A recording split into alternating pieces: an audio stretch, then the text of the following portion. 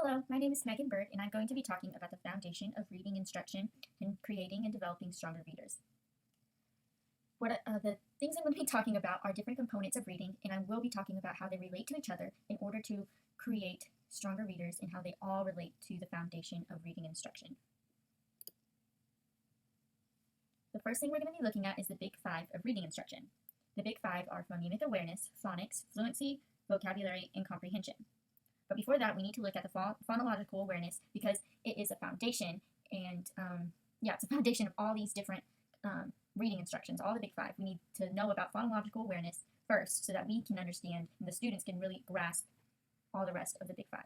So, phonological awareness is the ability to detect or manipulate the sounds of words into syllables, onset, and rhymes in phonemes.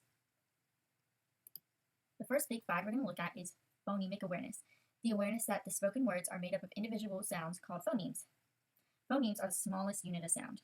So an example of this would be if a student hears the word bear. They would know, if they have phonemic awareness, they would know that each, like the word bear, has different sounds in it. They might not understand how to spell bear, but they know that it makes up different sounds. So bear has ba-air. Next is phonics. Phonics is a connection between letters and sounds. It's important to understand that phonemic awareness is different than phonics because phonemic awareness focuses on spoken words and this focuses on letters and sounds. Phonics focuses on letters and sounds.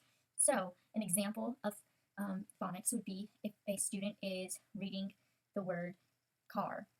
They would know that C is k and A is a and R is So they would put it together and understand that each of those letters have a certain sound to them. And I actually had the chance to work with students on phonics in my mentor teacher's class, one of my mentor teacher's classes, and I was doing a reading intervention, and I would write down different letters for my students, and I would have them say the sound. So I would write down A, and they would have to tell me it makes A, and then they would write down the letter B and show me how they would write it, and then they would say the sound B, and we just go back and forth and and it just helped them with their phonics and helped me know where they were at with phonics and how they understood the connection between letters and sounds. Next is fluency. Fluency is reading accurately with expression, annotation, and at an appropriate rate. How to look for fluency is if a student is reading and they are not stopping, they don't have to stop for different words that they may not know, but they know most of the words, and that they have annotation in their voice. So that means their voice goes up and down, just as if they're, just as if the teacher's reading, and how we read, our voice goes up and down. It has a certain flow to it. Next is comprehension. Comprehension is the understanding and analyzation of what a student read. So comprehension looks at what a student understands about the book or about the certain text, and how they are analyzing it and what they are comprehending. So what we're going to look at, because there's different things that, as a teacher, to know how your student is doing with this, we need to see how the student is thinking about the text, beyond the text, and within the text. So first we're going to look at about the text. So with about the text, an example of this would be analyzing. And analyzing would be looking at the text structure and the author's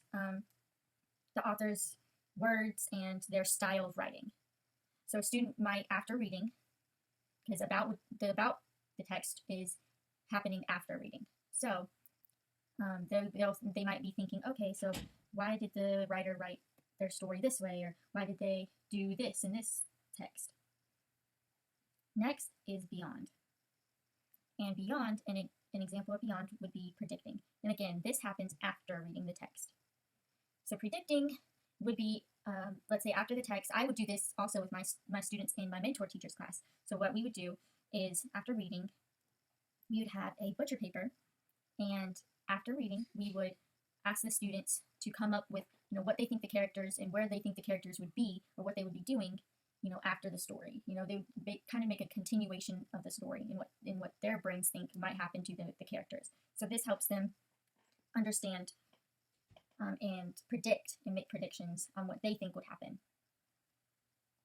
So they're thinking beyond.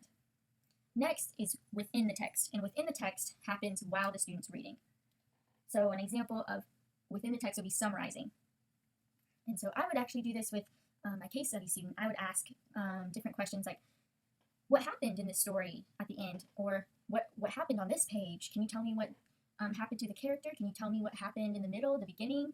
And so all of these different questions help the student understand summarizing, and they understand like, okay, I need to think of different main points and to retell a story.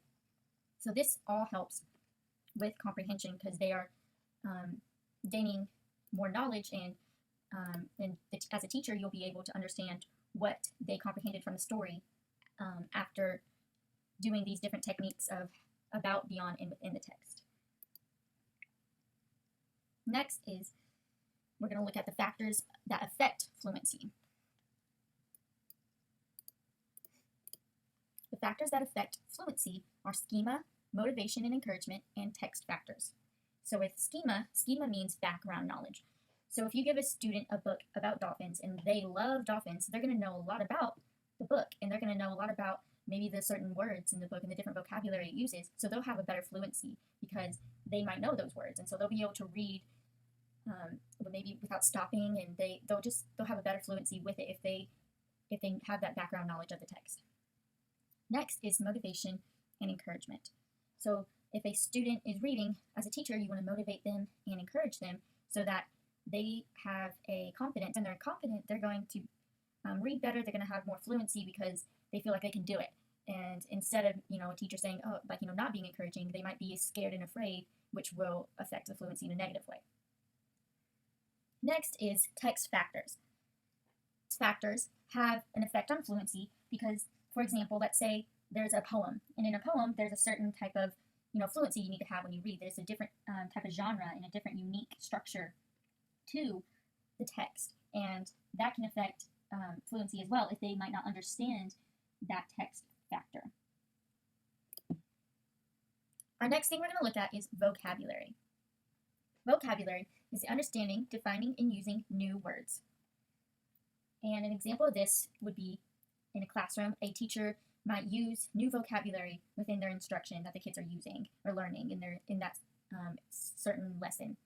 Or even a teacher might create a word wall so that the students can see new words and be exposed to new words. This helps a lot with comprehension because when they understand those words, they'll be able to comprehend what the text is saying and what it's meaning. It also helps fluency because when the student is knowing what the words mean and knowing the words, they will be able to read the words better and not stop and get stuck. These have a relationship between each other. They all intertwine, and each one helps the reader become stronger at reading. So fluency relates to vocabulary because when a student knows more vocabulary, they're able to read more fluently and they might not stop and get stuck on words. It also helps them with comprehension because if a student knows vocabulary more, they'll be able to understand and comprehend the text they're reading better. It also helps with phonics because phonics helps the student understand new vocabulary, and for them to say it, they need to know, what the word, how it reads, how it sounds, the different words that are in it, the different letters, and what those letters say. All of it intertwines with each other. Now we're going to be looking at balanced literacy. So with balanced literacy, these are different types of readings and different types of styles of readings that a teacher can do in order to grow a reader and develop a reader, as well as grow these different topics right here: vocabulary, comprehension, fluency. The teacher will all be able to grow those different aspects of reading within this balanced literacy. One we're going to look at is guided reading. Guided reading is basically a small group of students that's picked out by the teacher that depends on the student's reading level, and all the students will be on the same reading level, and they each get the same book, and the teacher's in the middle, and the teacher is only there to really facilitate and gather information about how the students are reading, how their fluency is, how their phonics level is, and their comprehension level as well. And so the students will each read the book either together or maybe individually within the group, and the teacher will just analyze and gather information about the student.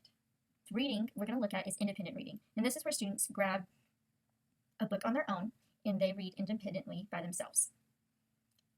This helps maybe grow their love for reading, it might grow their enjoyment of reading, and this is to be done individually. Shared reading is when a teacher picks out a certain book and reads it to the whole class. This looks like a teacher maybe reading on a chair and the students are sitting around the teacher. The students should be engaged as well as actively listening during this process of reading. The next reading we're going to look at is an interactive read aloud. An interactive read aloud is when a teacher is reading a text in an engaging way to all the students.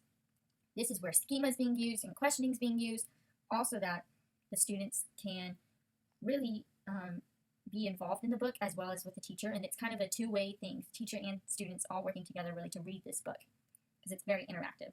And I had a chance to do an interactive read aloud both in my mentor teacher's class as well as with my case study student. For my case study student, we read Dragons Love Tacos. This was a really engaging book for her that I picked out because I knew that she loved food and loved tacos, so I chose this book for her because I knew it would be really engaging to her. And I did different activities within the book and asked certain questions like, what do you think is going to happen next? What do you like on your tacos? Just certain different questions to help her really feel engaged in the book and eager to listen and learn. Based on this instruction, the Big Five, as well as balanced literacy and the different aspects within balanced literacy, such as independent reading, shared reading, guided reading, and interactive read aloud, they all help and all relate to each other. An example of the relation would be for a guided reading. The teacher should, as the students are reading, should be looking for phonics and fluency and their vocabulary knowledge as well as their comprehension. And all of these different aspects work together so that the student can become stronger in reading, and it makes up the foundation of reading instruction.